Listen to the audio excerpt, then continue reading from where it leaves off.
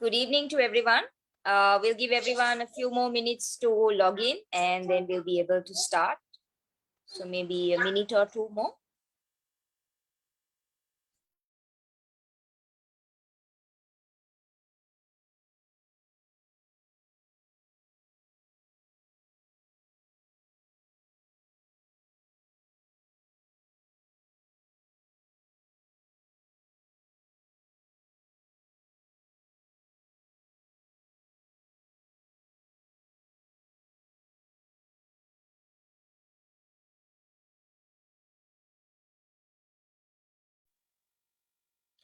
All right, let's start. Good evening, everyone. Thank you for being with us today at yet another webinar.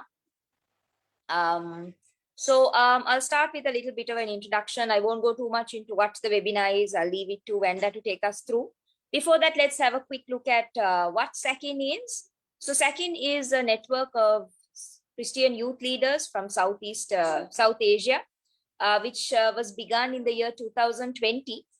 So mainly this consists of countries which are Bhutan, Bangladesh, India, Myanmar, Nepal, Pakistan, and Sri Lanka. So this youth network is all about inspiring and preparing our young Christian adults in all these countries to work together, share their faith, and find sort of corresponding inspiration and lives, even though we live in maybe different circumstances, different languages, cultures, but to imbibe Christian values and how we can sort of take this forward. If you can go to the next slide, yes. So we organize 3 types of key events. So there's conferences, there are leadership trainings and core group meetings. So far there have been 4 modular leadership trainings, 11 core group meetings and 3 large conferences. However, due to the pandemic, we haven't been able to do large scale events in the last 1.5 years. But we have sort of started this webinar series, which I think most of you have been part of in the past. So there's something that we organize once a month on trending topics or topics which we feel deserve some level of thought and also some discussion, which is what we're going to do today. So there's more that you can read about at www.sacyn.net if you want to see more about what the organization does and how exactly it works. So without much ado, I'll hand over to Venda, who is going to be our moderator for today. Thank you, Rashmi, for that introduction, and welcome everyone to August's webinar on, I think you've already seen the poster, but August webinar on the social Christian being responsible online. So a little bit what we hope to achieve through this webinar. Along with technology ruling our lives, another dominant aspect is our presence on social media. Whether you are 12 or 80 years old, social media has become a part of our day-to-day lives, especially among younger generation. Not only is it a part of our life for entertainment, but also in some cases, a livelihood. In the aim of sharing information, sometimes being social or socially aware, as the Gen Z would call it, what ethics and morals have we lost along our way? What impact does social media have on us today? What new fears and features has this brought into our lives? What is the power of cancel culture and how do we prevent fake news from being spread? Most importantly, as Christians, how do we not get dragged into the sea of likes, shares, and follows? In this webinar, we hope to explore and answer a few of the questions and see how we can be more socially responsible and not conform to the patterns of this world, but be transformed by the renewing of our mind. Without further ado, let me introduce you to our 3 esteemed panelists for today's event. We have first up Reverend Hashan Dimel. Reverend Hashan Dimel serves as a priest in the Diocese of Colombo, Church of Ceylon, and is currently the resident priest of Church of Healing Christ the King, Kadalana. A nature lover and green activist, Reverend Hashan also has a great passion for children and youth ministry. Thank you for agreeing to be a part of our session today, Reverend. We also have the lovely Esther John. Esther is a mental health and psychosocial practitioner with expertise in child protection and safeguarding. At present, she works as a consultant at Asia CMS as a safeguarding manager and an independent consultant to other nonprofit organizations in Sri Lanka. Thank you once again for agreeing to be a part of our panel. And last but not least, our very own Bijoy. We have Bijoy, who is a financial journalist in India. He's part of the Jacobite Syrian Orthodox Church and is a member of the South Asian Christian Youth Network's core team. He's also a communications trainer, especially in youth circles, with emphasis on the use of theater and speech. Thank you all for being a part of today's webinar and today's panel.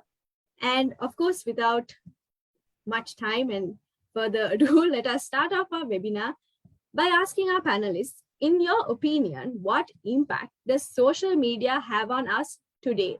Esther? Yes, thank you, Wanda, for the introduction, and glad to be a part of this panel discussion. Yeah, talking about social media, I think first and foremost, I need to emphasize that social media is not a bad thing or it's something wrong.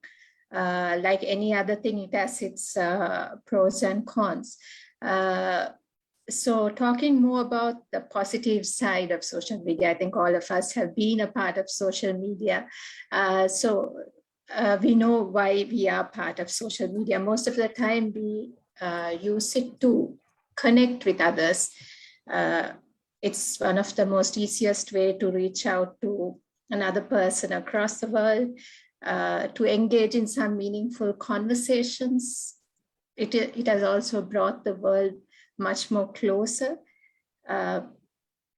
We also have a culture of, social activism where we are also being able to hold our political leaders accountable for their action.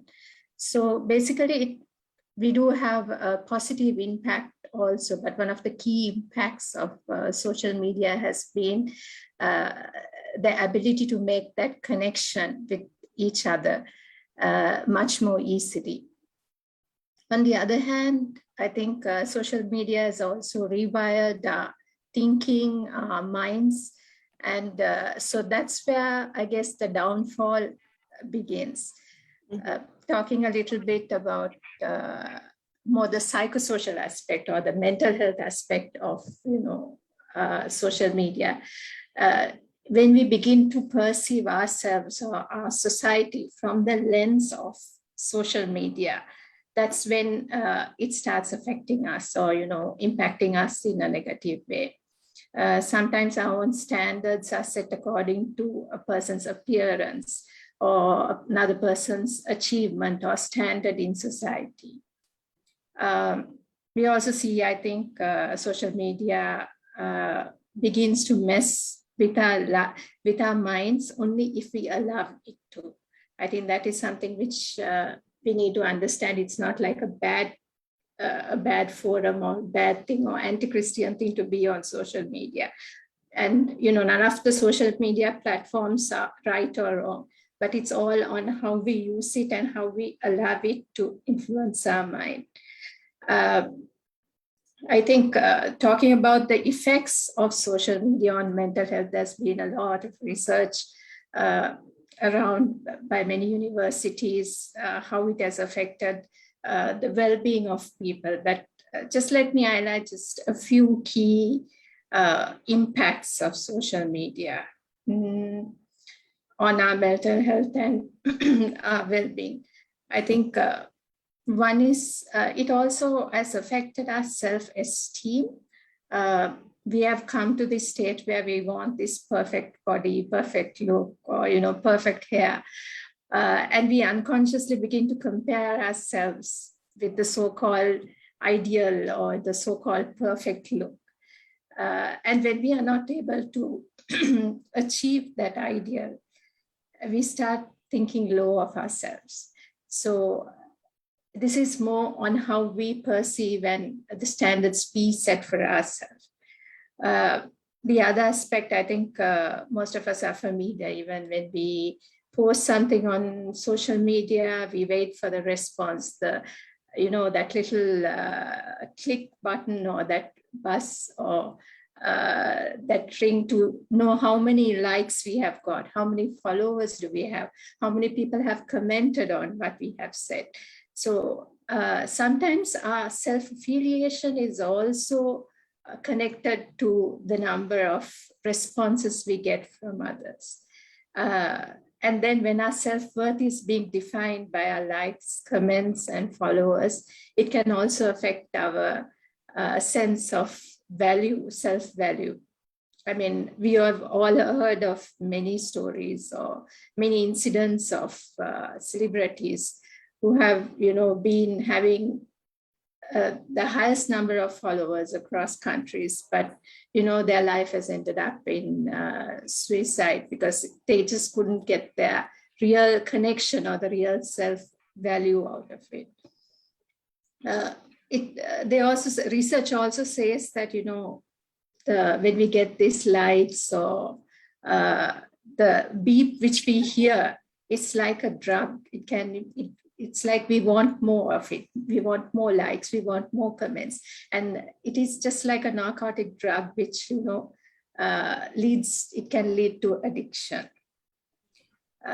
Just to sum up some of the points is also we tend to compare our achievements with others through social media. I think all of us need to accept that we don't have everything together and none of us have this perfect life. But when we put ourselves out there on social media, we want to show the best of ourselves. Our achievements in terms of career, in terms of financial benefits we have, our new car, new house, family.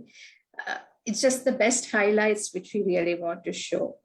And so that can also lead to depression when we start comparing our achievements to another person's achievement. I am at this age, but I have not been able to achieve this, right? So this is one common issue which researchers identified more on the negative impact of social media.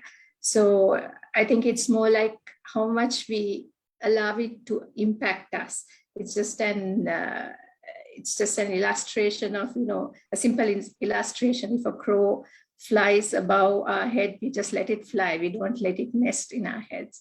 So it's the same thing. How much we really let it influence us is going to impact our lives in a positive way, or our thinking in a positive or a negative way. Thank you for that, Esther. I definitely am guilty of doing a few of those that you have mentioned for sure. Bijoy, in your opinion, what impact does social media have on us today? Okay, so Esther's taken away all the points that I had, and as someone who makes a living out of telling stories and generally prefers to be on this side, on your side of things rather than this side of things, let me just throw a few words that have entered our lexicon in the last few years. Influencer. The whole concept of an influencer is I have people who I influence. What are the influences? The same thing that Esther was saying. We now react to everybody's highlight reel. Their best photograph, their best look. We click a photograph and the first thing we think about is, it's good. This will go on social media. Or if I just edit a little bit on this, it will look great. It'll get that many likes. That's how we think. I have a 5-year-old, but when he was around 4, so my son came running one day and he's like, oh, I clicked this photo on his mom's phone. And his first reaction to it was Facebook pe dal do, which basically means just post on Facebook, because he's heard us say it. He's heard us, he's imbibed that in his thinking. That is scary. Okay, that's a 4-year-old who's already now thinking about social media because that's where he sees his parents interact. So there's a whole new generation that will be what we call, that are digitally native. There'll be a whole new generation that is called social media native. As in, they will live in a world which is created by social media. And that is a scary, scary point. Ever since that, my brain has started thinking very differently about social media. I had a colleague who once came to me and he said, so I said, "Are nice snap." I went up to him because he sits right behind me. So I saw a photo and I walked up to him and I said, "Are nice snap." His immediate reaction was, "Sir, but you get 200 likes on any photo you post." So they are comparing even if you're not comparing. Why am I pointing out all of these things? There's a strong problem with validation, especially the younger you are. So how a young adult deals with this is drastically different. So there's a strong problem with seeking validation. It is one thing when we used to get a prize.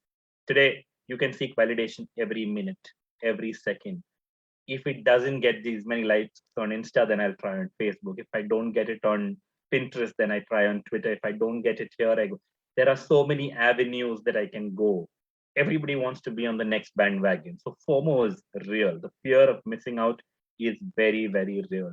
And we are all, like, Esther said, and I'm just repeating, we're all reacting to people's best, the best moments in their life. And that is always going to be impossible for all of us to achieve. You go on a LinkedIn, everybody's posting about the latest job change or about the certification they have taken or about something that, and you can call it a boast or you can call it share, but how you react to it is what you can control. So a lot of what I'm now saying for a young adult, it will be about trying to have a worldview that is not limited by what others think about you, to have a sense of their self-worth, which is not defined by largely strangers and defined by their friends and family who they really know. Second thing, adults. Many people are struggling to fit in. So then they try and do things that they wouldn't have done in their real life. So they're going out and getting dressed up. They're going out, they're wearing clothes, they're trying to do things which they think, oh, if I post a photo of me bungee jumping, if I post a video of me doing this activity, I am likely to get likes. They look at what an influencer does and they're doing it. So not only a teenager, but even an adult, 20s, 30s, is trying to get on the bandwagon. Everybody wants to be an influencer today. Okay. And at a youth level, at a Christian level, it is a tool that can work one way or the other. As a group, as a community, during the pandemic, before the pandemic, we have seen people being able to raise money. We have seen people being able to collect individuals. Let me just give a very simple example. Wanda is a friend because I met her once. After that, we've been friends on social media and we have interacted with each other on social media. I have not met Hashan. We have connected on social media. That will continue. Some of those relationships will continue. So you try and take the best out of this. You create networks, you create connections, you create people around you that can be useful, that can be bigger. That's what Christian communities can do. That's what we as people are equipped to do using social media. But unfortunately, and as Esther said, at the risk of sounding extremely negative, what unfortunately is playing out today seems to be an extreme sense of people seeking validation, whether it's young adults, communities seeking validation. If this church is doing this, then we will also do this. Even at a community level, that game starts playing out. Even at a youth group level, that game starts playing out. I don't think that in any way gels with what we would consider Christian values. So I'm going to pause here because there's so much to cover in this topic. Thank you for that, Vijay. And yeah, for sure, like we heard from Esther and Vijay, social media is very much a part of our lives and it is taken over, some might say. And I'm pretty sure most of us here can relate that we are at least guilty of one of the three things mentioned by either of them. But let's look at the other side of it. In what ways does social media affect our faith and our spiritual journey with Christ? Reverend Hashan, would you care to give us your opinion on this? Thank you, Vanda.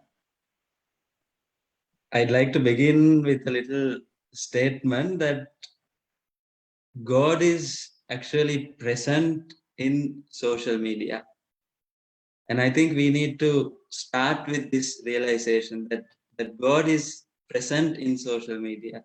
A few days back, I posted a story on my WhatsApp status with a photo of a person holding a banner saying, and God said, let there be Zoom.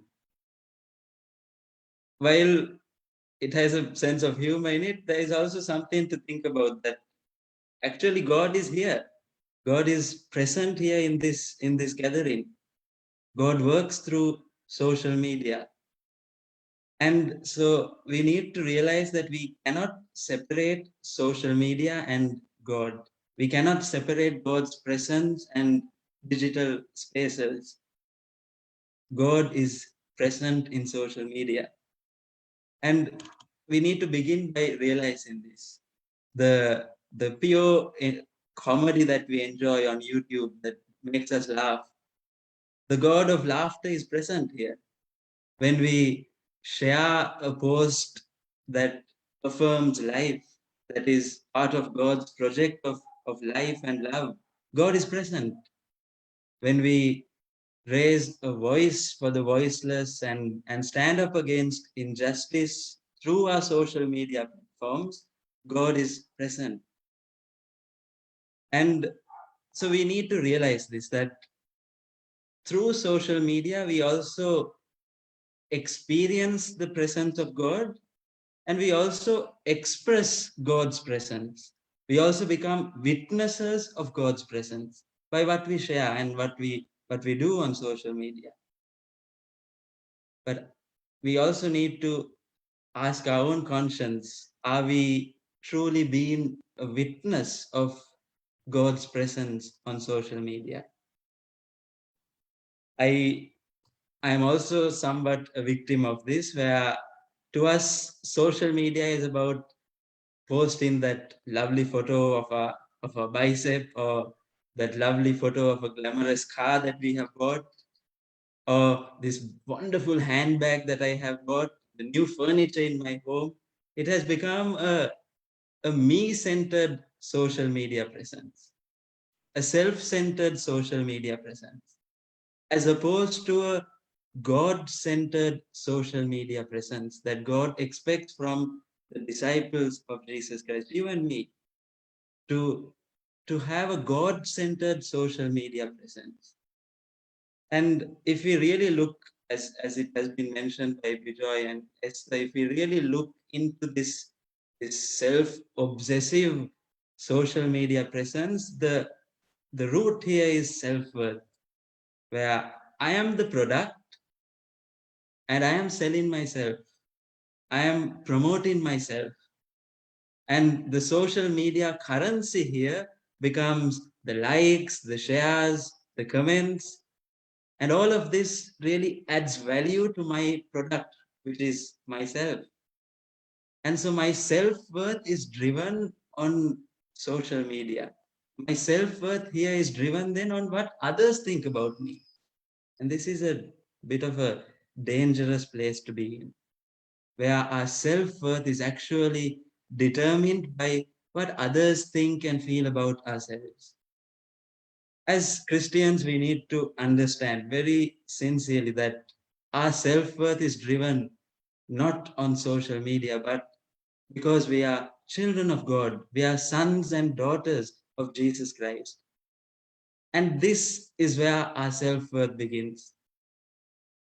And so the God-centered presence helps us embrace this self-worth in Christ Jesus, not on social media and what people think of me and what I post. And so we need to understand, firstly, who we are on social media. We need to ask some faith questions. Who am I really on social media? What kind of content do I post? Is it self-centered social media presence that I am presenting? Or is it a God-centered presence where I am a witness to God's love, God's truth? And we also, if we think about FOMO, the fear of missing out, again, it stems to this reality of self-worth. Am I significant enough? We start comparing the lovely dishes we see and, hey, what am I having? Again, our self-worth is questioned here. And we need to have a paradigm shift where our self-worth is determined in our relationship with Jesus Christ and not by our social media presence. We need to have this change. It's easy for me to say this, but to actually experience this, is in our hands and our relationship with Jesus, our relationship with our God. It is only that relationship that will help us change this culture, to present this counterculture of a God-centered social media presence, as opposed to a self-obsessed social media presence. So who are we going to be? Who am I going to be on social media? Thank you. Thank you for that. That's a very powerful question that you have posed for us, Father, this evening.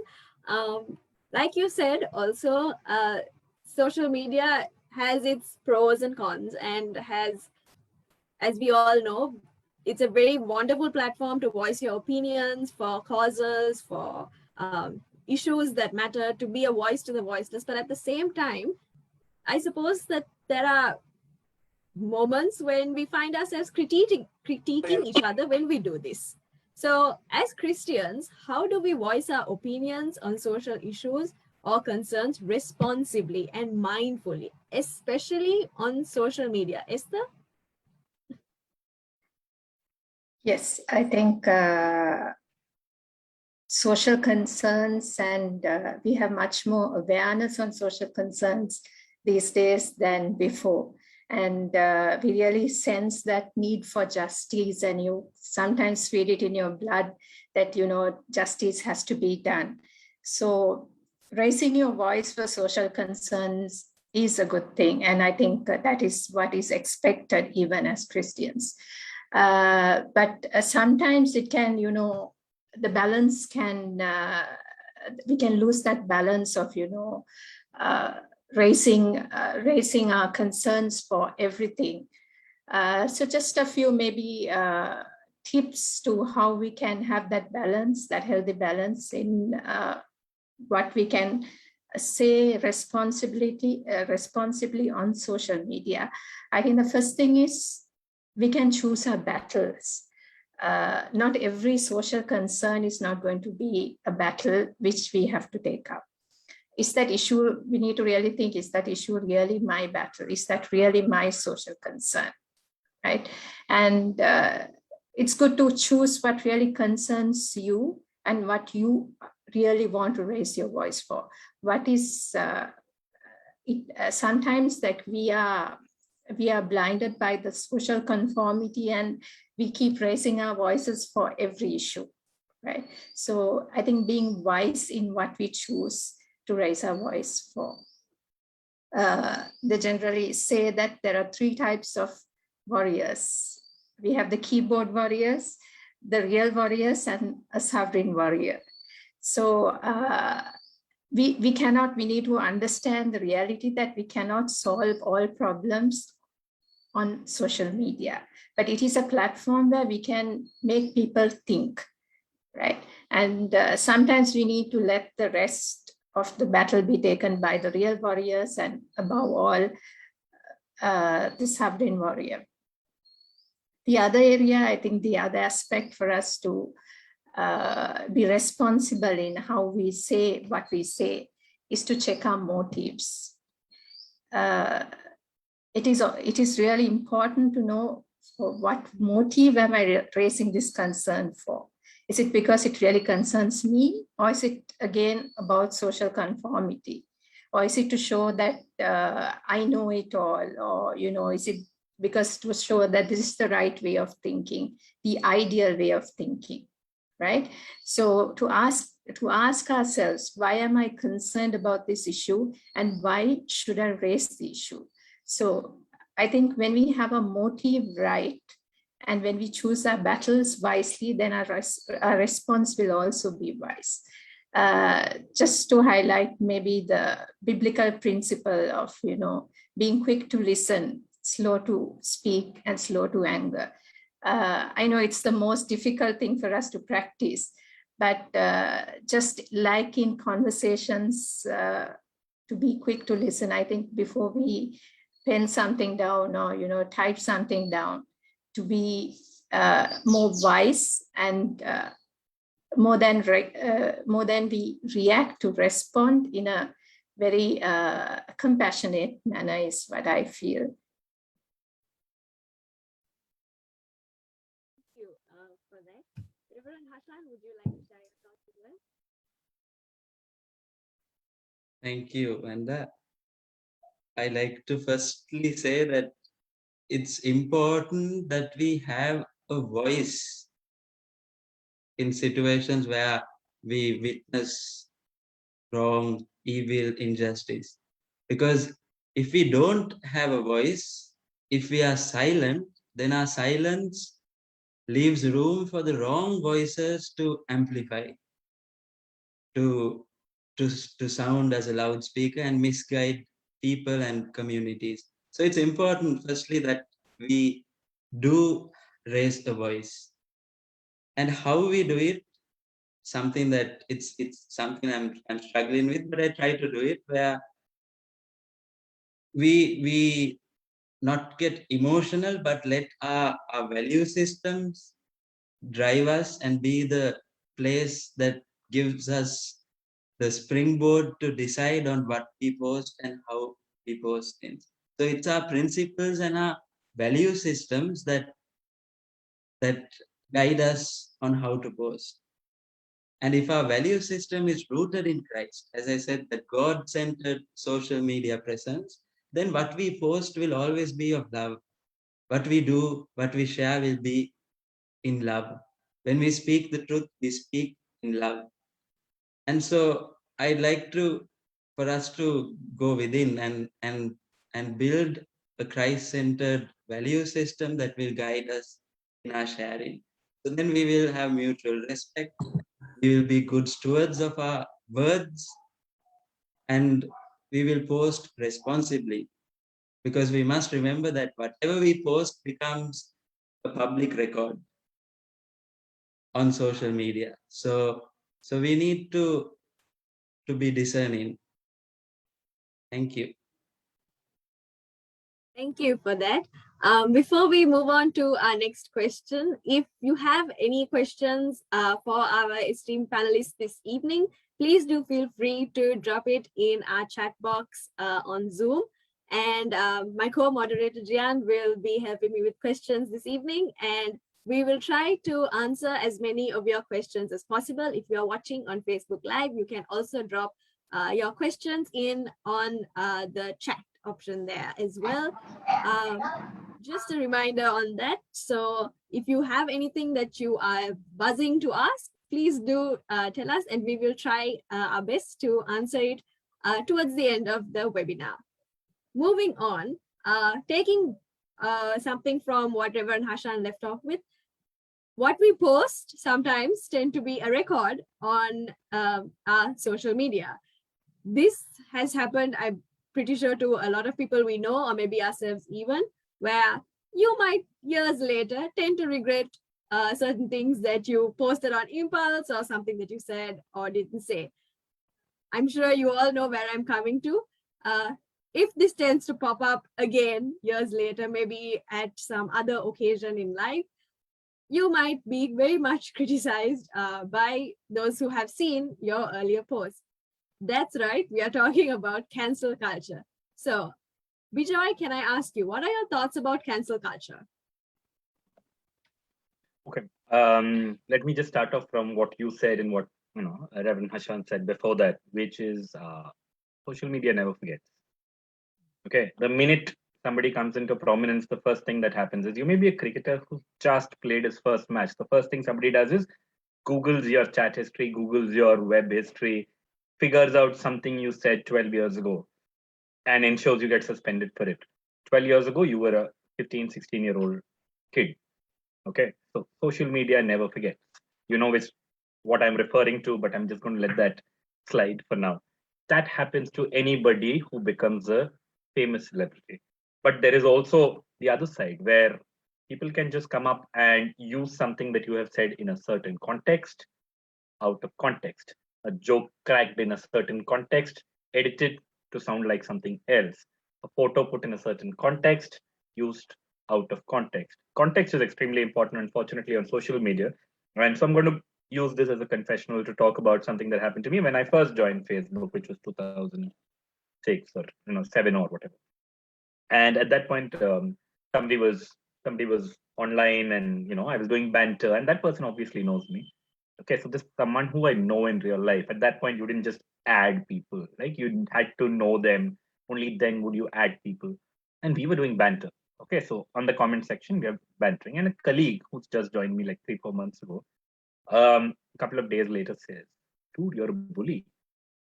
Um, because that person has no context of my relationship with that person. And since that day, and because it happened so early in my joining Facebook, I have taken it upon me to remember that the other person can't see my face. Okay, when I say you're an idiot to someone who I can see, know, blah, whatever, even if the choice of words is bad or whatever, that person and I have a relationship where I can manage what I'm saying. Okay. And that person knows where I'm coming from and can immediately respond. And that is between the two individuals. But when you put it on social media, the world is watching. And that is where cancel culture really, really comes in. Sorry if I put the whole matter into perspective over here with this confessional route, but it is extremely important to remember that cancel culture is something that is not going to go away anytime soon. I think there is an advantage in cancel culture. We can see an opportunity here to try and improve how we behave. If there is the fear that the principle may come in, the principle is the world now.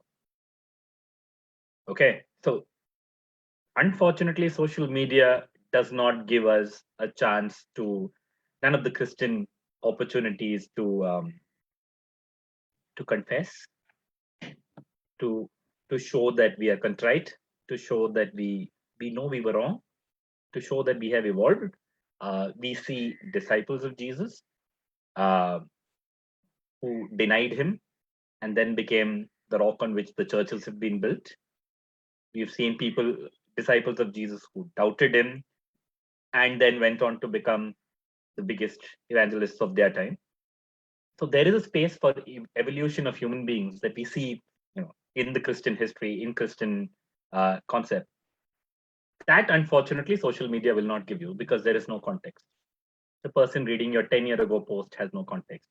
Cancel culture is a dangerous thing that we are going through, but I think there is also an opportunity for a lot of people to keep that in mind.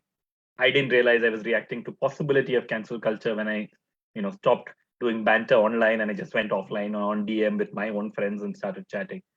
But there is something that you can, even in that really dark cloud of cancel culture, there is an opportunity to find a silver line.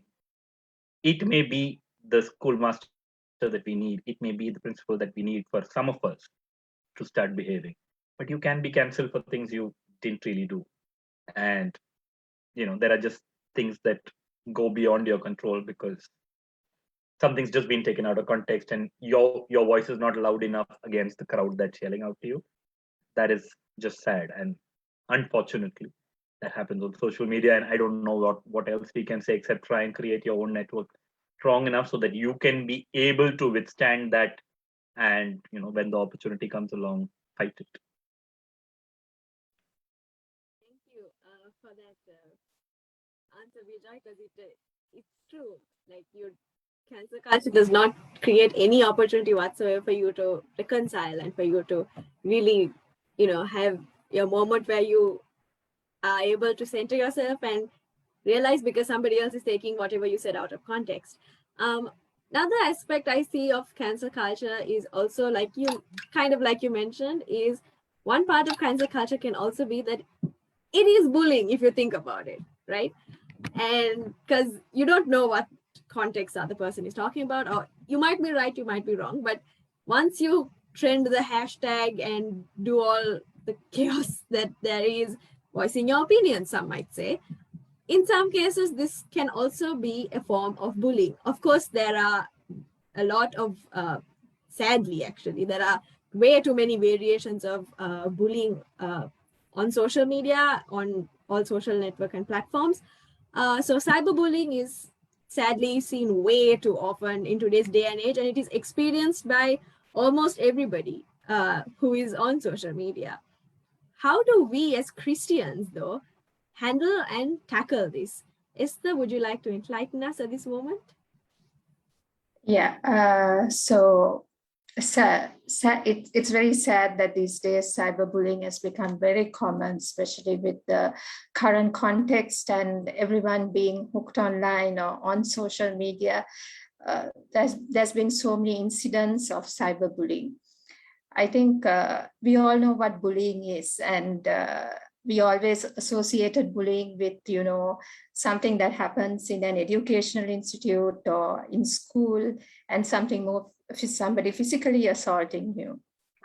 But cyberbullying is somebody demeaning you or putting your dignity down through, it may be through a device or some social media platform, through text, through comments, or maybe using somebody's personal information, your personal information, pictures of your past, or some pictures which you have shared, just like Bijoy also shared some of those examples, which can be considered as cyberbullying. And also the trolls and memes about people. It may be about celebrities, but sometimes it happens to be about, people we know or people in our society, hacking into somebody's social media account, or, creating fake profiles to spread fake information, types of revenge porn. There are so many aspects to cyberbullying these days. But I think one of the key areas which we really need to think is, or ask ourselves as Christians is, am I being a bully? Am I a bully? Sometimes it may be intentional, sometimes it may be unintentional. But having that awareness of, what your comments are. Do my comments on social media harm another person's dignity or reputation? Am I creating more hate among people? Am I holding personal information as a threat to another person? Or, am I being a racist by commenting in a certain way? Am I causing public shame to a person? These are some questions which we can ask ourselves so that we are conscious that we are not being a bully online, or, putting somebody down, or demeaning somebody online. And on the other hand, there are people on the receiving end. So definitely, if you are being bullied by somebody, or you are a victim of cyberbullying, there are ways to prevent it. We know the practical ways of, unfollowing or unfriending, or, or there are options in all social media platforms where you can report an abuse. So there are the practical aspects, and some of the countries, the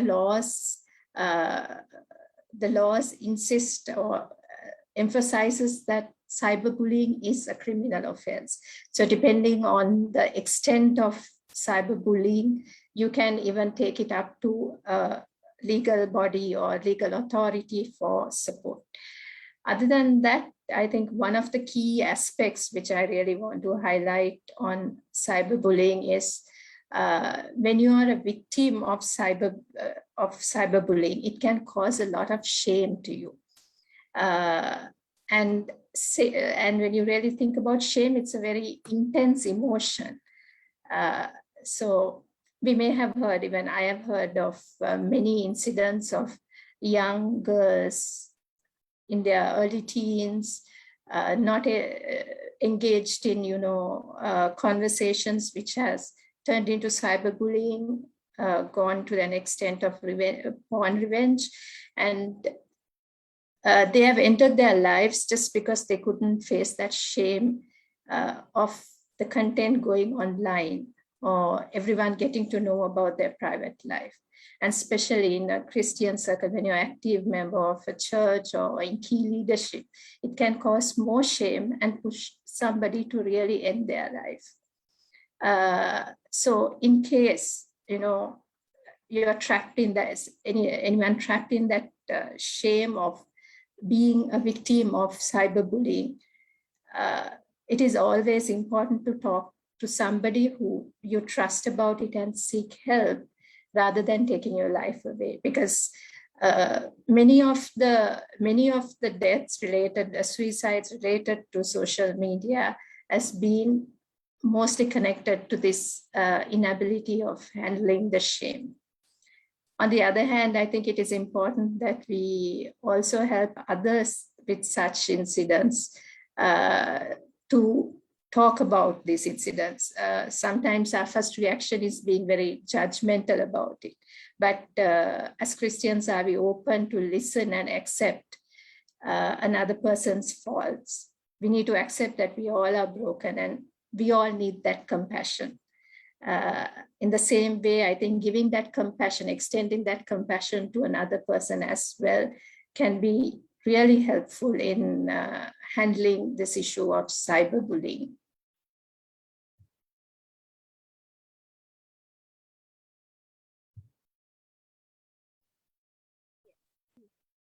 Thank you for those ways that we can help, because I know it's very sad and unfortunate, but we do have so many of our very own friends and family who have either experienced it or, you never know, some of them might actually be the ones who are doing it. So thank you for your insight on how we can help them and handle them, and especially as Christians, because like it was mentioned earlier, God is in social media, like God is everywhere in our lives. So one more reminder to the audience, thank you for being absolutely amazing and joining us this evening. If you do have any questions, we are more than happy to entertain as much as we can. So please do drop in on the chat, and we will be asking our lovely and esteemed panelists the questions that you have asked us. To sum up, and also to give us all a few pointers, what are ways in which we can be ethical Christians on social media? Reverend Hashan, could you give us a few tips? Yes, thank you, Vanda. I'd like to twist the question a little bit. Social media can make us unsocial. With that statement, I like to share a small experience I had very recently when I was attending a wedding service, and usually for a wedding service there is a group of clergy that will be present. So close to 3 to 4 clergy were present, and we meet in the vestry where we would vest for the service. And after the service, I unvested and was looking forward for a meaningful interaction with my fellow clergy. And immediately I saw one person take the phone out. Then the remaining also began to pick their phone out of their pockets and are glued to their screens. And for a moment I was standing there a little in a bit of a spot of awkwardness, not knowing what to do, and I quietly left the space. And I think this is something that we may have experienced, where we are so glued to our screens and to social media that we fail to connect meaningfully with the person who is physically in front of us in our close proximity. And this is a serious issue of us recognizing the people around us. And so as Christians, we must realize also when we post on social media that God holds us accountable. So we are called to be responsible disciples of Jesus Christ when we post on social media.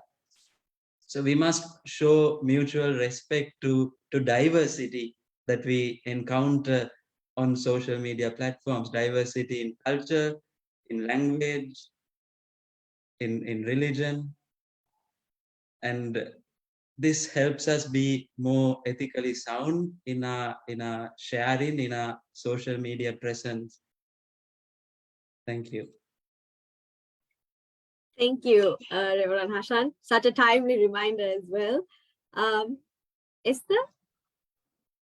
Yeah, so just like Reverend Asha had mentioned about, the word accountability, I think that is a very important aspect as to even to analyze our own selves. I think one of the practical ways to make sure that we are being ethical is that we can have a close circle of accountability, especially maybe close friends or family and we may have to give access to our social media accounts and our devices. I think that way we will also be able to be accountable to God to what we are viewing on social media, how we are using social media, and also for somebody to evaluate the comments or what we post on social media to people who can be very close to us and give us an honest evaluation of what we post online. I think that will help us to be much more accountable to what we say. And also, like I said before, when we choose our battles, which battle they're raising our concerns for, or which battle they are fighting for justice for, I think that will also help us to be wise online. I think more than I think whole of Proverbs, we learn a lot of about wisdom. I think using our wisdom when we post something online will help us as Christians to be much more ethical online. And Vijay? My standard motto, and whenever somebody asks me, somebody who's had issues online, is two things online that you would only do offline. Okay, so behave in a manner. If you're not going to call names to someone on their face, if you're that kind of person, you will do that anywhere. But if you're not the kind of person who does that offline, don't do it online. One of the things that Esther said is extremely important. Continue to have your real friends and circle around you so that you have somebody telling you if something is getting posted that is wrong or something's happening, maybe somebody's hacked your account, or you're behaving in a manner because for whatever reason, maybe some intoxicant, maybe something, but somebody is able to reach out in the real world and stop you. Again, as a storyteller, again, I'll give you a quick story. There was a Christian conference we were organizing. There was a bunch of people who were there, and these are all people who had never met each other, and we are organizing. We're still at the stage of organizing, and this is a few years ago. So I was still actively involved, and then suddenly I wake up to some 300 messages, and I had been on some work call, and I just get off, and I realize there are 300 messages, and somewhere along the way, some disagreement on the WhatsApp group has snowballed into name calling. And now it is two boys from a certain area versus all of these other kids from another area, and it is all out. The only way to deal with something like this, and whether it's a Christian group or a normal group, is somebody else has to be the voice of reason. Somebody has to step in. If you see something wrong happening on the road, you have to step in. All of us are wrong. All of us, like as I said, none of us are perfect. Okay, we are all flawed in 100 different ways. But there are also good things about us. So if you're the kind of person who can speak up, please speak up for the person who doesn't have a voice at that point. Okay, maybe your voice carries a little more weight on that group. The minute I said, everybody stop it, this can't be happening. The number of messages started writing down. Immediately, I also reached out to somebody who is part of that circle and asked them to talk to the guy who was the senior most among the group that was doing the bully. And the minute that comes in, there's a real connect. You realize, oh, that this is snowballed into something. There is a sense of fear, there's a sense of responsibility. Whatever the reason for doing that, you realize that there can be a bigger problem created out of it. A real world solution along with a social media intervention. In many cases, this has to happen. you need to know that you're better than what somebody says to you online. That is self-worth, whatever your own self-conviction, whatever words you use. Do not assume, do not share information that you do not want to be used against you. So people share breakups, people share kids information, people share all kinds of stuff. Esther spoke about revenge porn. So many of the kids, boys and girls, get into relationships, and after that, what we are seeing is somebody sharing chats, somebody sharing photographs, and it is being shared initially in a small group, but it just snowballs and it goes out. Do not share information, do not share things that you wouldn't do otherwise. Trust me, that's not Christian in any sense. There are limitations. I don't want to get into it because that's one whole universe of conversation, as Esther also just mentioned. And one thing, and I think Christians get blamed a lot for it, and I get blamed for it because I'm a journalist. So there are some things that I can't talk about because neutrality, all of those issues also come in. So there are times when I can't speak out because there has to be things that I write about. But if I'm constantly commenting against something, then I can't be claimed. I can't claim to be neutral. There's a lot of tokenism that happens online, and I don't think see the tokenism itself as a bad thing. So if you see pray for Afghanistan, I'm fine with that. Or pray for a flood relief, affected area or something. I do not see a problem in that per se. I may not have realized there is a problem happening, but I see 1,000 posts about it. I'm fine with that. The problem is most of the time it stops there. Don't stop there. Christian youth, at least read up, at least find out what's happening, preferably before you post. Okay, but once you decide to take a post, if somebody asks you, if somebody says something, you should be equipped to be able to having a conversation. If you're genuinely concerned, only then share something. I have not shared anything on Afghanistan. I'm saying that here, there's a reason for that. Sheer amount of information flowing out at you, out of that country, there is nothing I can add to that conversation that will improve on that conversation. So I'm a passive reader over there. I'm happy to stay out of that conversation, even if I'm praying for Afghanistan on the side. Okay, I can add my voice. But honestly, it's not helping the people of Afghanistan. If you can write against policy, if you can write about things happening out of, as a journalist also, if I can write about policies instead of criticizing the person, it helps. If I can write in, so those are things that I can do. I'm sorry, just broadening out that conversation. Also, we spoke so much about FOMO. The 2-year period of the pandemic has taught me the most important thing in the world, that is decluttering. There are lots of people who you've met and who've just added declutter. Okay, declutter. Those people have not interacted with you. There are people I have walked past on the street who are Facebook friends. Uh, Honestly, declutter. First thing you do, declutter. It's not a bad thing. Just declutter because there's also some joy in missing out. The JOMO is what I have been trying to adopt over the last couple of years. I joined Insta like 6 months back because of something I was working on, but I was happy to not be there. Just happy to not be there.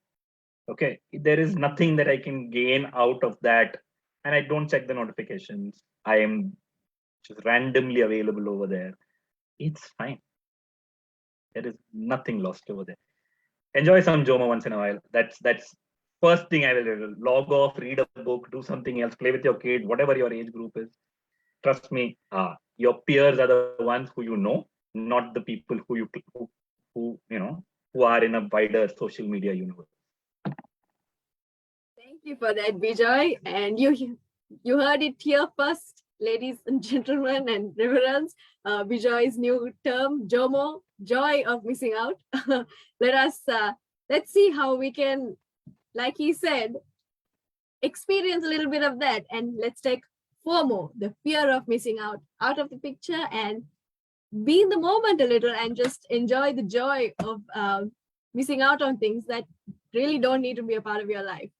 We are headed now into our Q&A session, and we've got a couple of questions there in the chat. Thank you very much to all those who have asked us a question, and we will now be directing one question each at each of our panelists.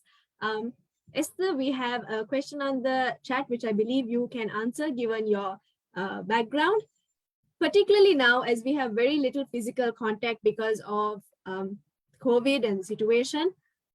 Another thing that we tend to see, kind of like cyberbullying also, is peer pressure on social media, which you never thought, right? Because peer pressure was something that you associated to when you were physically meeting people. But we do see peer pressure on social media now. How do we stand up against that and how do we handle that? Yeah, I think we just need to choose to what we respond to and what we should not respond to. It's not that everything that we have to have us say, that is one thing. And yes, social connections right now, it's mostly when you take, mostly children and youth, their self value and, self affiliation is so much connected to social media rather than your real friends or real schoolmates. So this is a real issue. And in terms of standing up for peer pressure online, that's where I emphasized on choosing your battles. Is it something which is really worth your battle, worth your energy, worth your comments? There are some things you just need to let go. And if you can just separate yourself from it, say if that's going to define who you are, then that's when you're going to react to it. So if you separate yourself from it and say, okay, social media is not my life, I think then it will not impact you so much. Thank you. Thank you for that. And I think that's a lovely way of putting a lot of things into perspective, actually, not just being socially responsible, but also, I suppose, in life, just pick and choose your battles. You don't have to fight everything. Our next question is for Reverend Hashan. It's a bit of a long one, but I will try to summarize it as much as I can. Social media platforms such as Facebook, Twitter, Instagram, etc. are not mentioned in the Bible, but there are people with the view that Jesus says something in the Sermon on the Mount that might prohibit Christians from posting prayers on such social networking sites. Jesus commanded, when you pray, do not be like hypocrites, for they love to pray standing in the synagogues and on the street corners to be seen by others. Truly, I tell you, they have received their reward in full. But when you pray, go into your room, close the door, and pray to your Father who is unseen. Keeping that in mind, keeping that Bible verse in mind, is tweeting a prayer or posting one as a status update a violation of this command? An interesting question. I'd like to start with the first part of the question where the person has mentioned that Facebook, Twitter, social media platforms are not mentioned in the Bible. But what we find in the Bible is community, is people. And who we meet in social media are people, communities. And people are there. In a sense, if we take it in a broader sense, the church is also present in social media. So people are present, and we also, I mentioned earlier, God is present on social media platforms. God is present, the people are present. So why are you not there? We need to think. So we need to be present on social media platforms. But how do we present ourselves? What is our presence on social media like is the important question for us as disciples of Jesus. Is it a self-centered presence that we take, or a God-centered presence? So I remember Esther mentioning about motive. Motive is very important. Why are we doing this? When we post a prayer, when we even post something that is uniquely personal, why are we doing it? Is it to glorify myself? Is it me being part of this self-obsessive culture? Or am I being a witness of God, of love, of life? Am I moving out of that box of self and sharing something that will lift someone's soul, mend a broken heart, offer a pastoral voice? So as Christians, I think that is where we stand. I like to relate to a little flower, a beautiful flower that we see. The beauty of that flower, when we see it, it heals the soul. Sometimes our posts must be like that beautiful flower. When you see it, it offers healing, it offers life. A flower that adds beauty to the garden. Your presence, your sharing can be like a beautiful flower on social media platforms. So let's not overthink, let's have fun, but also be responsible disciples of Jesus when we share and post. Thank you. Thank you for that opinion, which is great.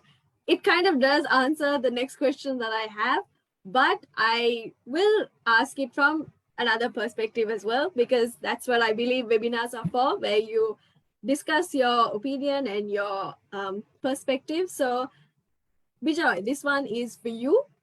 Of course, if you share the same perspective, that is completely fine. But keeping in mind your line of work and the fact that this is kind of also your living, because you're a journalist as well. Do I, as a Christian, need to be on social media? What can my presence change? And am I important enough to voice my opinions? So, as a Christian or as a human right now, your presence on social media is not necessary. You can be a passive consumer of what is playing out. You can follow trends. You can learn about things that are happening. Lots of people use various platforms in a brilliant way. For example, something like Reddit can lead to cases getting solved.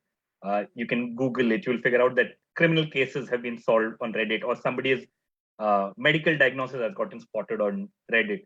I'm just giving you one example. Those kind of things can happen. But more importantly, it's also important to learn about trends that are playing out around you.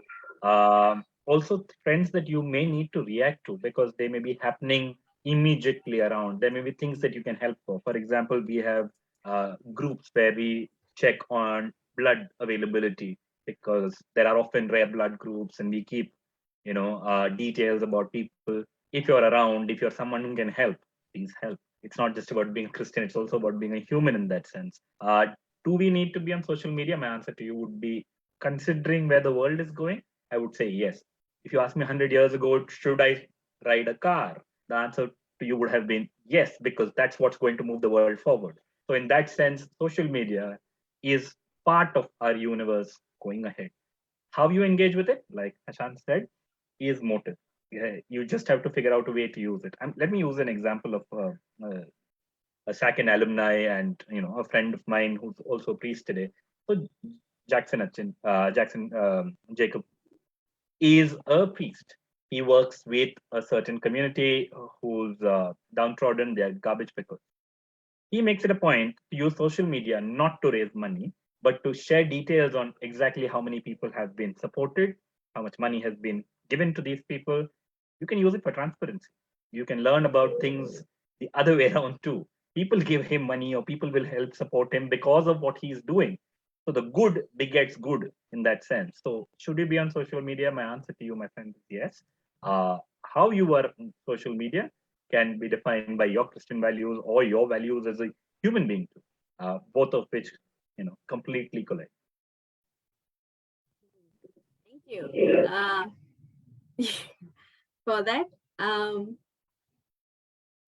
Yeah. So if anybody, thank you for your questions and for sharing this moment with us, where we learned a little bit about how to be responsible Christians online. If we missed out on your question this evening, we're sorry, but we can. You can definitely send us in your questions, and we can help you find an answer to this. And you can definitely, yes, Bijoy. I see a question about the LGBTQ community Yes. in chat. I don't have too much of an answer about the LGBTQ issue itself, and it's a controversial point of discussion, as the question itself says. But you can still be human to those people. You can still be human to people who I have friends who are from that community. Do I think they should come to our church? Yes. to I think they should interact. We should interact with them and engage with them to understand. Yes, if you are going to risk cancel culture, that's a good fight to risk cancel culture for, because those are human beings you are fighting for. Okay. Do I agree with LGBTQ plus? That's a conversation that I will have with the person based on their individual situation. I do not need to have it on social media. But will I support them if I think there is an injustice happening to them or something is going wrong to them? I will, because that's the right thing to do. So sorry, I just spotted the question in chat, and I don't think we can. It's not being woke as much as just being human in that particular situation. So sorry. Yeah, no, it's okay. Thank you for actually responding there. Like you said, it is a bit of a different topic as well. So thank you all for joining and for being a part of this webinar with us this evening. If you do have any further questions or comments, we will share our Gmail address and you can email us and we will respond. If you have any feedback on how we can do our webinars better, we are more than welcome to those as well. And also with that being said, thank you very much to our esteemed panelists, to Esther, Bijoy, and last but not least, Reverend Hashan for joining us this evening. We hope everybody had a wonderful learning and insightful session, and we hope to see you all for the next one. So this is Wanda signing off, and hope you have a wonderful day and a blessed week ahead. God bless you.